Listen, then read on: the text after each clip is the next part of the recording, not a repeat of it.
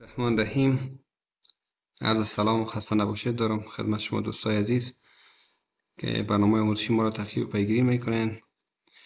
دوستا، قرار وعده ای که قبلا شده بود به اساس یک پکیج منظم آموزش مراسلات یا نامه های اداری، این بار هم به ادامه 6 درس قبلی به درس هفتم اقدام میکنیم در رابطه با اجرات در کتب صادره و ورده. با شما دوستا بحث خواهیم داشت.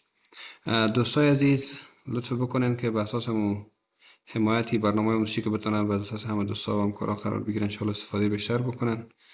میتونین با سابسکرایب نمودن همین صفحه با حمایت آموزش‌ها هرچی بیشتر مؤثر و مفید واقع شوین. بخیر و سلامت باشین دوستای عزیز. با استفاده از این فرصت میپردازیم به بحثی که کتاب صادره و ورده را چطور آماده بکنیم و چطور به اجرات در قبال شروع بکنیم. دوستای عزیز، امور رقم که شما بهتر میدونین کتاب صادره و ورده و کتاب رسیدات جزء لاینفک پروسیجرهای اداری و ثبت راجستر اسناد در ادارات و سازمان است. اگه این دو کتاب نباشه ما در مدیریت اسناد موفق بودن نمیتونیم، خصوصا در قسمت سپردن به حوزه اداره. همین دو کتاب است که ما را کمک میکنه در قسمت ثبت راجستر اسناد. به می اساس کتاب ورده و صادره هم در تعریفش میتونم که موضوع تذکر داد که سند رسمی یا راجستر تمام ارسال مرسول یک اداره می باشه. کتاب صادره ورده از همون دو صفحه اساسی که در اختیار خود داره و ترکیب شده که یک صفحه به نام ورده یاد میشه و یک صفحه به نام صادره. شما این در تصویر میبینین عملا نوره. اما پیش از اینکه ما به صفحات مورد استفاده خود قرار بدیم، کار باید شروع بکنیم. یک سلسله اجراات در قبال کتاب شما مکلفیت و مسئولیت داریم که آگاهی داشته باشیم انجام بدیم. همینجا تذکر میتونم که چونی کتاب به اساس عرف اداری فعلی که در افغانستان حاکم است مورد استفاده و بهره برداری قرار داره. با وجودی که تکنولوژی پیشرفت کرده، خب بدون شک ادارات سازمان‌های مختلف امروز از سیستم‌های الکترونیکی استفاده میکنه و از این کتاب بدون شک باز هم در ادارات هست مورد استفاده قرار میگیره. ولیکن بهتری است که کتاب هم به اون معیار و شرایطی که در داخل خود کتاب اصل است و اصول است که رعایت شود. باید امور ما هم آگاهی داشته باشیم تا بتونیم میره به اگر زمان به سیستم الکترونیکی تبدیل میکنیم، همون مشخصات و مهارتایی که در داخل کتاب تطبیق میشه در سیستم الکترونیکی هم پیاده بکنیم و استفاده کنیم.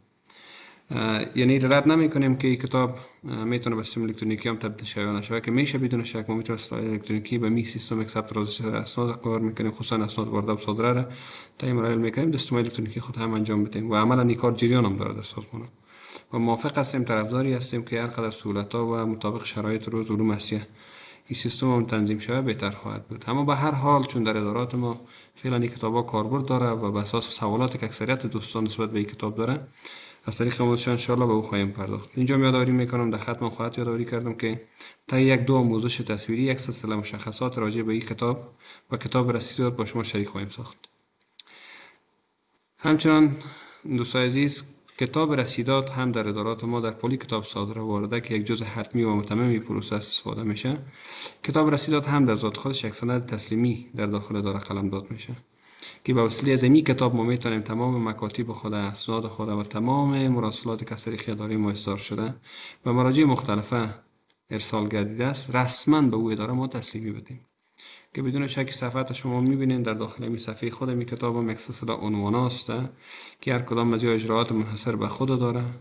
اجراات خاص خود مطالبه میکنه که باید صورت بگیره. در قسمت سرورخی و پاورخی هم اکتیاد موضوعاتی کتاب با خود داره.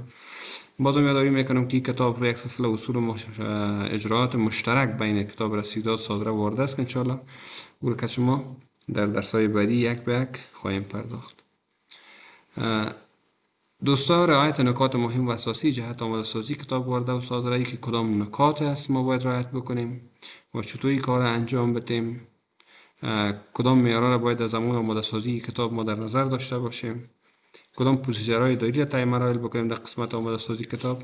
این انشاءالله باز روی جزئیاتش ناگزیر هستیم چون از طریق سلاید نمیتونم به وجه اصلا تمام معلومات که شما شریک بسازم طی یک درس آموزشی تصویری انشاءالله، که چون زمان زیادتر خود نیاز داشت طی دو درس جداگانه انشاءالله تنظیم خود کردیم و دست از شما قرار خواهم داد که بتونین اون موارد که لازم است و در حد توان ماست و از تجربه ما یک مقدار که اگر با شما شریک بسازم استفاده بیشتر بکنه انشاءالله در دو درس جداگانه کتان شریک خواهیم ساخت.